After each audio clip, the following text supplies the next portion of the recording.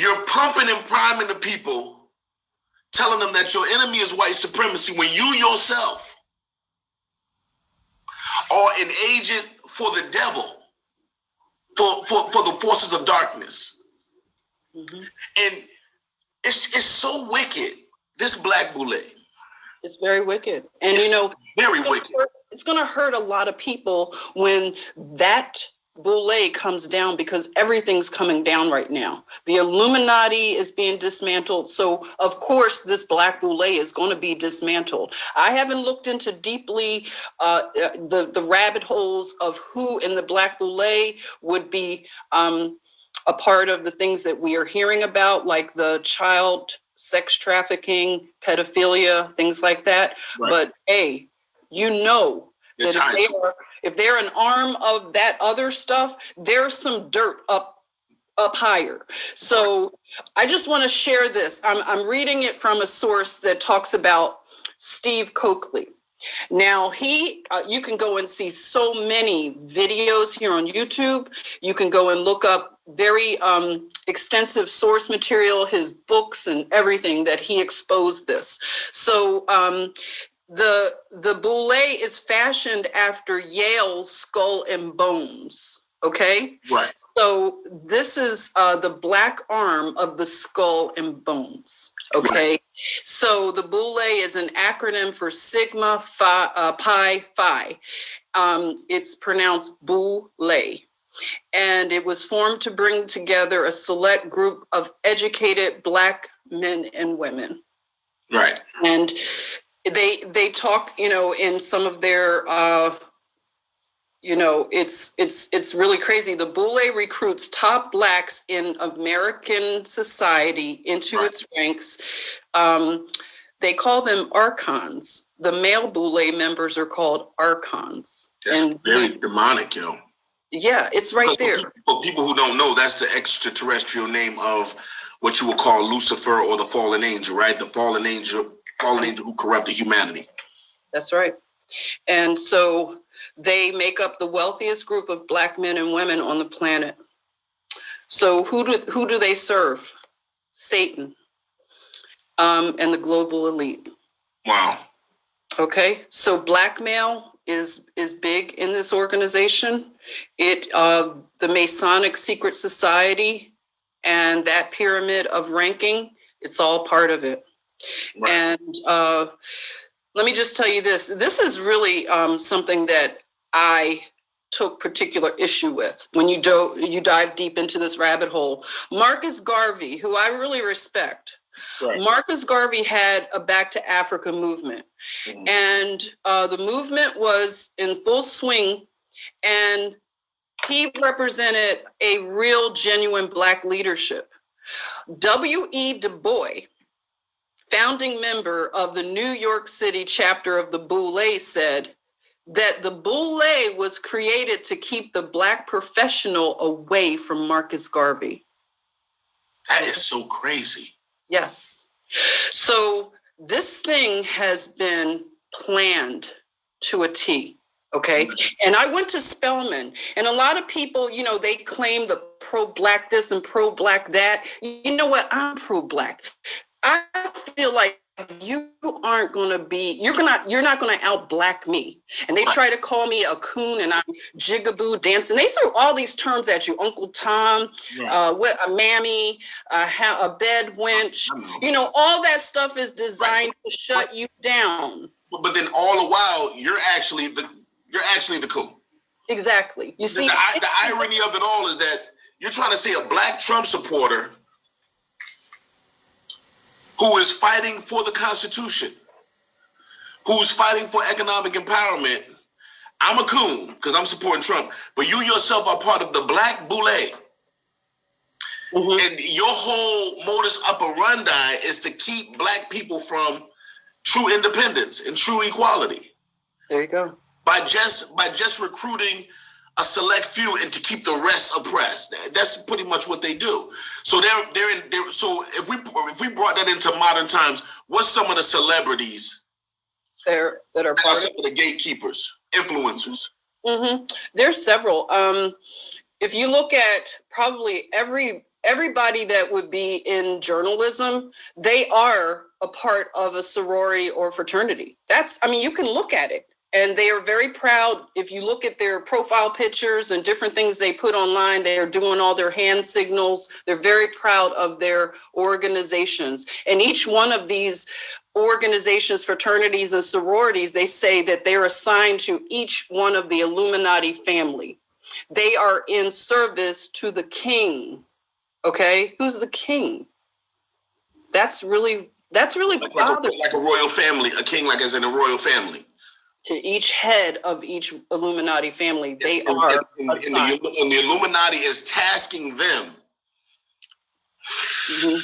It's so the reason why black folk, a good bit of black folk, even though they know Trump is good for the black community, even though they know many of the presidents prior to Trump ain't been about shit, and Trump came in and he's bringing some real change, they're psychologically, they're arrested in a sense, because you have this black boule who presents themselves as the true leaders of the black community, right? And they're powerful and they're influential and they're on television, and you can't be on television and you can't be famous and you can't be influential unless you're part of the boule. And we all don't like Trump, but really you saying that only because you're a part of the Illuminati. Mm-hmm. That's crazy. It is. It's very evil, because what it does is the other black people that aren't a part of these organizations, they're going to look to those people because they want to be like them, because they have all the trinkets, all the worldly success, right?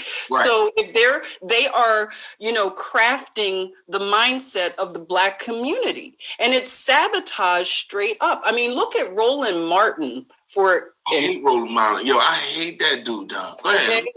This man was tap dancing with Hillary Clinton, okay? You can look it up. You will want to fall out. He was dancing, teaching her how to dance, and it was the most ridiculous thing you could ever imagine.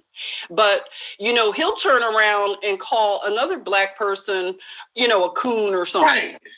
This woman, come on, you can look at her record, but they all propped her up. I looked at my timeline when she was running for president. All of my friends, from those, I'm with her. I've gotten blasted because, I'm supposed to support Kamala, okay, a black woman.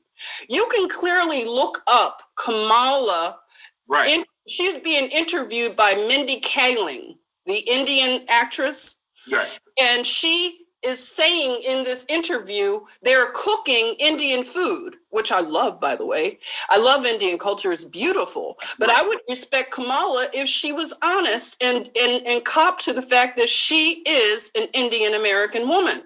But the fact that she went to Howard University, and I would love to know how she went to Howard, on what type of, status does she go to Howard? Because the irony of all of this, and I'm going to tie Mindy in, the actress. So they're cooking. You could Google it.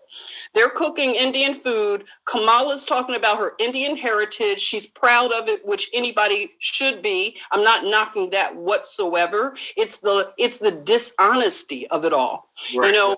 So she's cooking. She's talking about different trips that she made to India with her family. Her mother is part of the Brahmin class, and we know the Brahmins are the highest caste of Indians, and we know what they do to the lower caste Indians. Okay, so she's cooking with Mindy, and clearly these are two Indian women proud of their heritage. Right. But I want to just note something about Mindy. Mindy has a brother who, on his application to an Ivy League college, he placed black. Yeah, as his race. Right. Because they're a darker skinned Indian. That's crazy. So you see what I'm saying? It's like they could put race on like it's a garment. Right. But prostituting, right. Yeah, but I'm just saying that I would like Kamala to be honest about her race, because I've been attacked because I'm not supporting a black woman who went to an HBCU. But you show me a black woman Just show me a black woman. But why do we have to vote in the group? And that's part of this whole boule, is that they can control the whole black community as a group. You all vote the same. Whatever the boule do, you do. Whatever the boule do, and by saying the boule, you're talking about whoever they put into power. So whatever. Okay, for politicians, you got Camilla the Thought Harris. Okay. For entertainers, we have who? Boule. Wow, it's such a long list of them. I mean, so when these entertainers and they go out and they start saying, "Oh, Trump, F Trump," blah blah blah blah blah, that's because they're public strings of the boule. Yeah. A lot of the black actors that went to HBCU, I think Samuel Jackson, I think he's part of a fraternity, in fact. So you can look it up. It's tons of them. And then even I'll bring Beyonce into the fray. She didn't go to college or anything, so she didn't pledge a sorority. But if you look at some of her past music, she kind of created that whole boule, sorority, HBCU vibe to her music. She had something called Homecoming. Yeah, it goes back even to the Cosbys. Because even when we was talking the other day, we was on the Patreon, we had our little private little meeting. It really hit me because, you know, it was you, it was Gail, and you know, it just hit me. You know, it just hit me. I'm thinking about, you know, Bill Cosby show, and you know, they going and they doing a, you know, this, you know, and these are the college guys, and these are the guys that end up getting the good jobs, and these are the guys that, you know, a lot of times, you know, you see Shaq, you know, you see a lot of the ones that make it to the top, and they're always screaming about their allegiance to this thing. But it's not just that it's fraternal. When it starts to get so, and the reason that we probably haven't known and noticed it so much is because we haven't had a force of resistance against the order like Trump to expose its true nature. So when Trump comes along and says, okay, here I am, okay, we're going to make America great. We're going to fix all this bad schools. You want education. So now you got the black boule saying, no, we don't want good schools. That's basically what you're saying. We don't want, you know, because it's Trump. We don't, but really that's not the reason why you don't want it. You don't want it because it's Trump, You don't want it because your bitch ass is getting told what to do by the royal family. So that's the reason why you're commanding. And so the public has been so conditioned that we have to think lock and step with our entertainers. Yeah. That's some bullshit, man. Yeah. They're put in place for that reason. They're influence. When you look at influence, break that word down, flu is in there. Influence. Wow. Yeah, it's deep. So listen, you talk about Bill Cosby. He created a show that it calls Aspiration in the black community. Everybody wanted to go to an HBCU then because they wanted to be like his kids. They wanted to be like Cosby kids, you know? I know Cosby kids, okay? I know these people. My mother knew Bill Cosby from Philadelphia. She ran in those circles. My mom knows a lot of these boule people, okay? So my mom is a very fair-skinned woman, okay? She's mixed with a lot of things, but she's very fair-skinned. And in my family, there's a colorism thing. So, you know, I'm aware of all that stuff. And Philadelphia is like a bedrock of this stuff, okay? My mother used to go to parties where you couldn't get in if you were darker than a paper, like a paper bag. You know, the brown paper bags? Right. You couldn't get in if you were darker than that. So my mom ran in these circles. I know a lot of this kind of stuff. My grandmother was a big boule in Chicago, big boule member, okay? So when you bring up Bill Cosby, he gave a lot of money to Spelman. Peace and protection all around you in the name of Jesus. Go ahead. Thank you. He gave lots of money to Spelman. He had his wife's name was all on buildings and things like that until he fell from grace. So, you know, that whole thing, the buildings are all named after Rockefellers. That whole, like, Spelman is a Rockefeller. The name is named after the Rockefeller family. So each dorm and building is named after Rockefellers.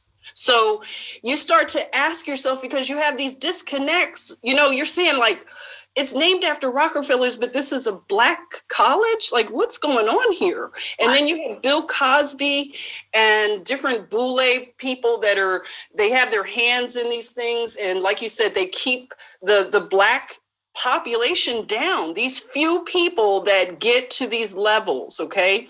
Because I've been attacked by an old friend, like from childhood. She's a principal, okay? And that's what a lot of these people, they rise to these, positions and stuff. I wouldn't say all of them. I definitely don't want to, just have a broad stroke and say they're all like this, but you pretty much can't get in, because one of my friends that's Boule, she would always wonder, how could I do things? That's something how do you go to these places? How do you do this? How do you get in here? And basically she's telling me, you can't get in unless you're part of this stuff. So how are you going around? But she doesn't know who I roll with, okay? Right. She doesn't know anything about who I roll with. Loud and clear. You know what I'm saying? So I want to bring up something I brought up to you earlier. That's my sister. She's a warrior, man. She's swinging a sword, man. Go ahead, man. When we had our Zoom, I brought up a show that I used to love, 30 Rock. And there was an episode that was very interesting for anybody who might have watched that show. It was called The Black Crusaders, okay? So Tracy Morgan's character, he had gotten in trouble with the Black Crusaders and he was on the run. He was running for his life, okay? And guess who headed up the Black Crusaders in the show? Ooh. Oprah and Bill Cosby. And you know what I'm saying? It was done in comedy, but a lot of jokes have a lot of truth to them, a lot of comedy. But I found it very, very interesting that, that was actually, done on that show. But there's a lot of truth to that stuff, Because they represent as high as a Black person can go. Mm-hmm. And Bill Cosby. Bless you. Yeah. They bless you, and tap you for different things. I mean, you could think back to, because I have a good memory of things that happened like Oprah. I used to love Oprah. I was a big Oprah fan. I used to defend her. I mean, I would actually argue with people about how, she was wonderful. I mean, I'm like, woo, I was so brainwashed. But Oprah used to have new and upcoming people on her shows. I remember Beyonce being on her show, in fact, and she was giving her this advice, about her money and handling it and different things like that. Oh, my God, you did it again. You bust my head open.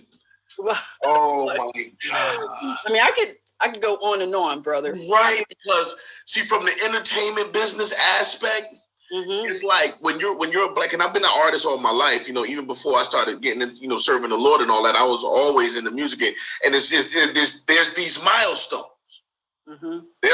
You make it to Hot 93.7, you make it to Funk Master Flex, you make it to the Oprah Winfrey Show, you make it to but all of these people, 9 times out of 10, is somehow connected to this group. Yeah. And she's a major gatekeeper. When you think about Oprah, she had to bless even Obama. Think about that. The Black community wasn't taking to Obama at first, if you remember. Now, I'm gonna go on record and say this. I never liked Obama. Okay. And I caught a lot of hell for it. It was something in me. I don't understand it, but I saw him a mile away. So when that name came across, I was wondering, like, what's going on? This name is a little too exotic especially, we weren't long after 9/11. And they were blaming, the Arabs for that. So then you have a guy come through with a name like Hussein. So I was like, something's really odd. I was like, me too. You know what I'm saying? I was like, it's such an upside down world. I was like, how is it that we are going to have a guy with a name like that matches the same people you said took these towers down? But I went along with it. I was like, okay, let's see how this goes. And then I noticed they were doing polls. Right. Exactly. They were doing polls to see if the Black people were taken to him, and they weren't. They weren't, in fact, taken to him. So guess who came through and gave him the blessing? You're right. Oprah. You're right. And I did a little video, and in the video I got a clip, and she's in there talking about, we found the one. He's the one. Mm-hmm. He's the one. And I said, man, that's crazy. But now when I think about it in terms of this particular group, and they're it's like you just led us like sheep, the entire Black community. And the reality is that the Black community should be behind Trump. It's so fucked up. Well, they used to be. And that's something that I find, I don't like phony people. I really don't. That really grates against me. And you can look back not too long, and Right. all of Black Hollywood loved him. The athletes, the rappers were talking about they're trying to make Trump tricks. Even Nene Leakes on the Atlanta Housewives was, clapping back with somebody talking about a Trump check. She was, a Trump check. Really? So now, where are you now on Trump? Y'all, you all abandon your friend, huh? That's how you roll. And it's crazy because it's not because he did anything. It's because your boule told you can't like him. That's right. That's it. Crazy. So you listen to these people in lockstep and turn against your friend.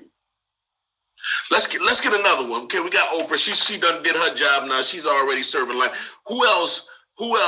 Because Oprah's in Gitmo. You haven't seen Oprah in a while. She's all set. She's a lousy piece of shit, and she's gone. So who else has been a lousy bastard, selling out the black race and not allowing us to really receive Martin Luther King's dream, that economic equality? Because Trump is opening up the doors of prosperity to the black community. He really is. And it's a shame that, who else? Which one of these lousy bastards we're going to talk about next? Well, I mean, it's so many to choose from, but if you want to look at, how about some of the media? If you look at somebody like Don Lemon, Don Lemon is one. He's one that really sells us out. Don Lemon will talk about all these race things, and you look at his background, he's married to a white man. Don Lemon. Did you know that? He's married to a white man. I wasn't ready for that one, man. My sister, I'm just saying, this isn't really hard to find. You can just look it up. He's about to see a white woman. She said a white man. I hear that. Okay. Look it up. He's with a white man. So I'm just saying, is that his husband? Is that what you're trying to say? That's his husband?